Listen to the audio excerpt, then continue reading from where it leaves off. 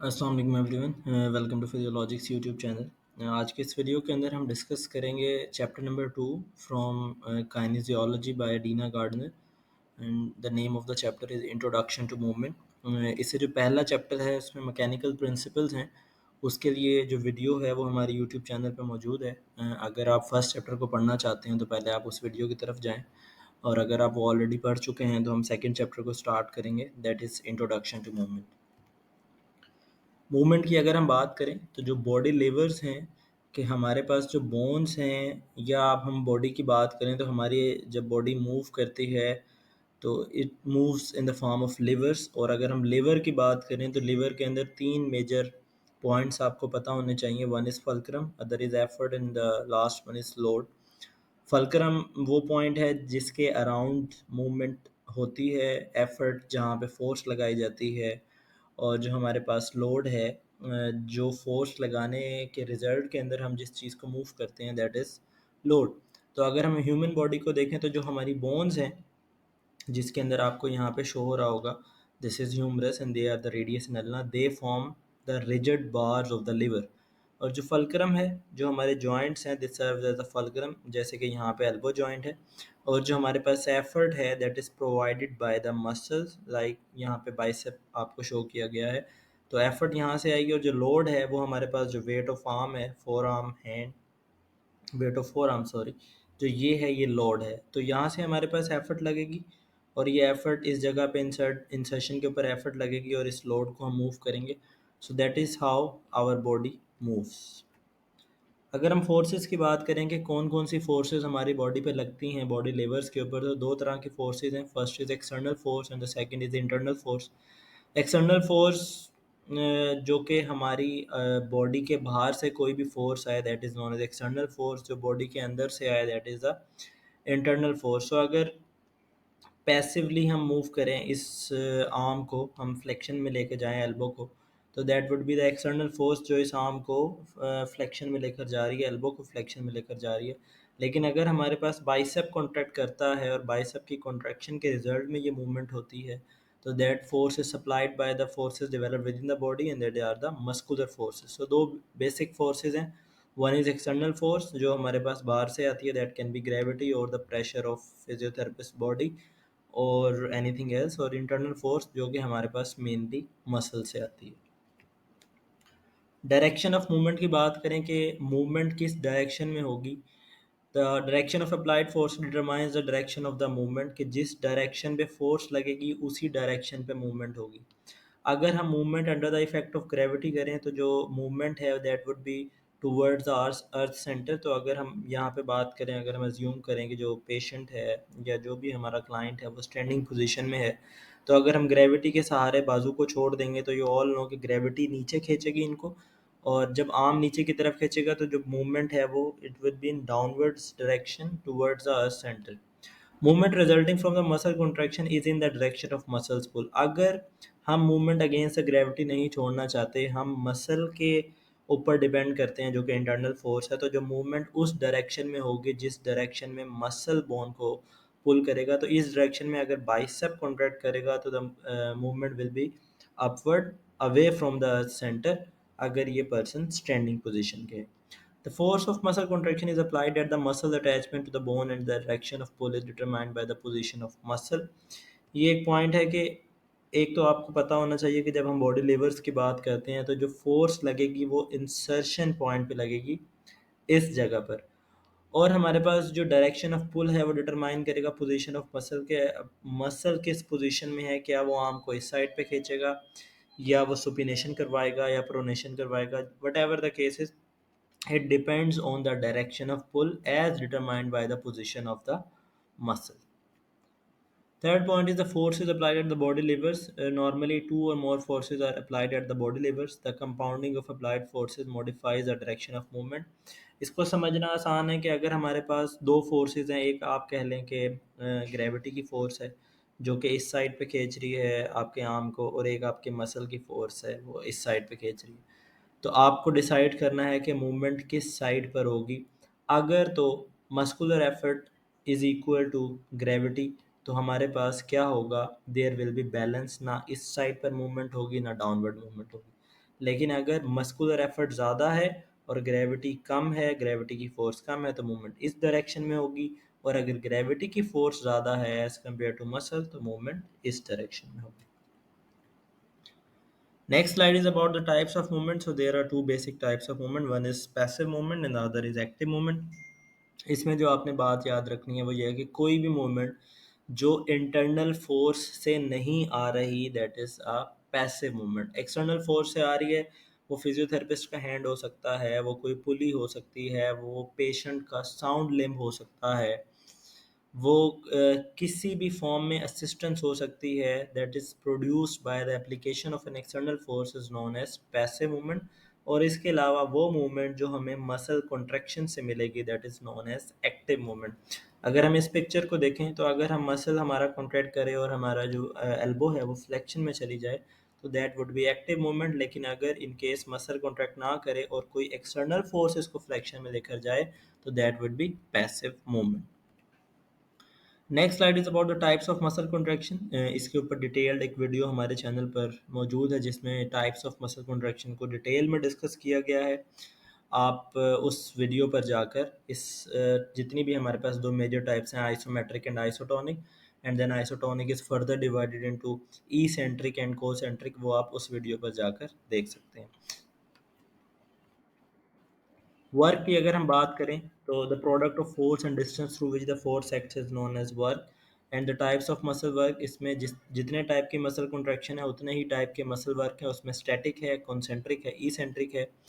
ऐसा muscle work जिसमें कोई मूवमेंट ना हो, जो कि आइसोमेट्रिक कॉन्ट्रैक्शन है, जो कि उस वीडियो के अंदर डिस्कस की गई है, कि मसल कॉन्ट्रैक्ट कर रहे हैं, टेंशन बिल्ड हो रही है लेकिन लेंथ नहीं चेंज हो रही, और मसल की लेंथ नहीं चेंज हो रही, तो इसको हम या तो आइसोमेट्रिक मसल वर्क कह देते हैं या हम इसको स्टैटिक मसल वर्क कह देते हैं। Second one is concentric muscle work. ऐसा मसल वर्क जिसमें मसल की शॉर्टनिंग हो, उसको हम कॉन्सेंट्रिक मसल कॉन्ट्रैक्शन कहते हैं। और ऐसा वर्क जिसमें मसल कॉन्ट्रैक्ट करे और वो शॉर्टन हो और जो मसल की लेंथ है वो डिक्रीज हो, इसको हम कॉन्सेंट्रिक मसल वर्क कहते हैं। और जो लास्ट वन है वो इसके ऑपोजिट है, कि ऐसी कॉन्ट्रैक्शन जिसमें मसल लेंथनिंग में जाता है, that contraction is known as eccentric muscle contraction. और ऐसा मसल वर्क जिसमें इसेंट्रिक मसल कॉन्ट्रैक्शन हो रही है, that is known as eccentric muscle work. Third, next point is about the excursion of muscle. इसकी definition है the amount of shortening or lengthening possible during contraction. अगर हम muscle को देखें, so if this is a normal length of a muscle, तो ये muscle कितना short हो सकता है और कितना lengthen हो सकता है maximal, this is known as excursion. It is estimated to be about 50% of the muscle's maximum extended length.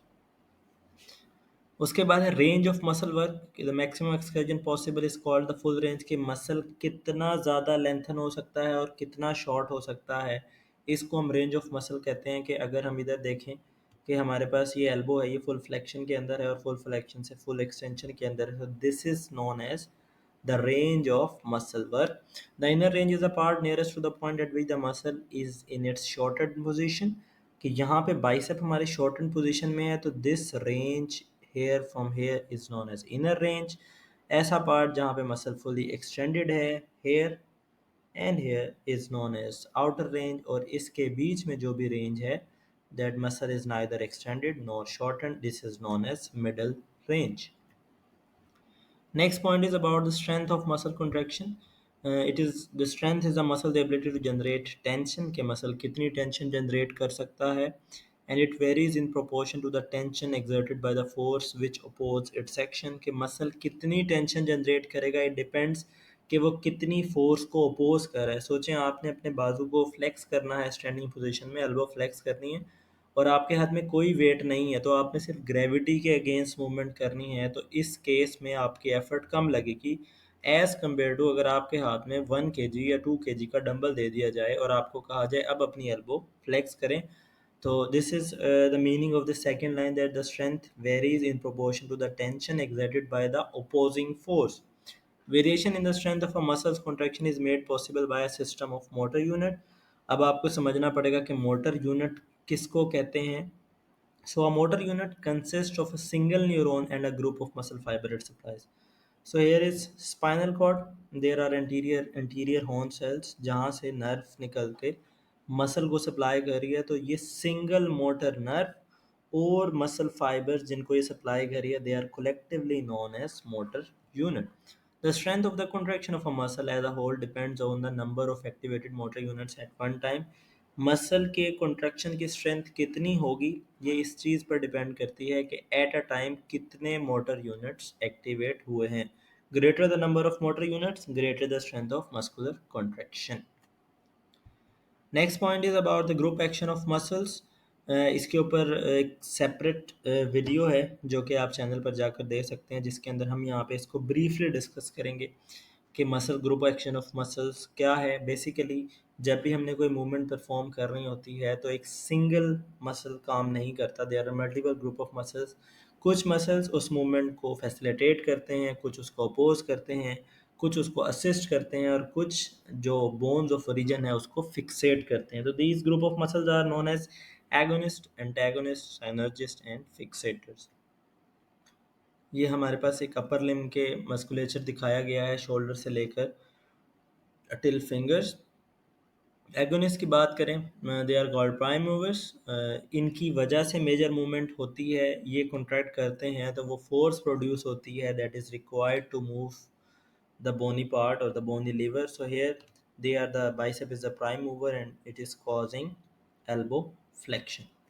Antagonist, ये एगोनिस्ट के ऑपोजिट मसल्स हैं. वो मसल्स जो एगोनिस्ट के एक्शन को अपोज करते हैं, they are known as antagonist and they relax progressively to control the movement. अगर हम एल्बो फ्लेक्शन की बात करें तो यहाँ पे क्योंकि बाइसेप प्राइम मूवर है, तो ट्राइसेप जो कि एल्बो एक्सटेंशन कराता है, that is known as antagonist.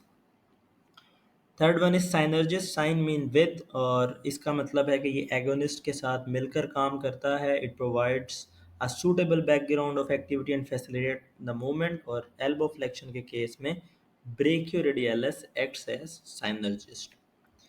Last group of muscle is fixators. They work to stabilize the bones of origin of agonists to increase their efficiency for the production of movement and to secure stability of the body as a whole. के अगर हम bicep की बात करें, bicep is causing elbow flexion, और bicep का जो origin है वो स्कैपुला से आ रहा है. तो अगर जो मसल उस स्कैपुला बोन को और शोल्डर जॉइंट को फिक्सेट कर रहे हैं, they are known as fixators. तो यहाँ पे deltoid is acting as a fixator in the movement of elbow flexion. Next is about the patterns of movement. The site and direction of movement are described as its pattern. ये pattern की definition है. The most functional movement patterns require movement in several joints. अगर आप देखेंगे functional movement की बात करें, अगर आप कंघा कर रहे हैं अपने बालों पे, या आप कुछ खाना खा रहे हैं, तो आप देखेंगे आपके शोल्डर पे अलग मूवमेंट है, एल्बो पे अलग है, रेस्ट पे अलग है, फिंगर्स पे अलग है. तो हमारे पास जो मूवमेंट है वो सेवरल जॉइंट्स पे हो रही है. And movements which are localized to a few or single joint are developed by conscious process of learning. अगर हम बात करें फाइन मूवमेंट्स की, जैसे राइटिंग है, आप पेज पर अपना नाम लिख रहे हैं, तो वो स्पेसिफिक जॉइंट्स के ऊपर मूवमेंट है, और वो कॉन्शियस प्रोसेस ऑफ लर्निंग से आती है. एक स्किल आप डेवलप करते हैं. जो मैथ मूवमेंट्स हैं, जैसे आपने मैंने कहा कि कंघा करना है या कोई और मूवमेंट है, खाना खाना, ये मैथ्स मूवमेंट्स हैं, इतनी ज़्यादा प्रिसीजन नहीं रिक्वायर, तो ये आप easily मास्टर कर सकते हैं as compared to the fine movements. Next slide is about the timing in the movement. The timing is a sequence of muscular contraction that takes place in the production of movement.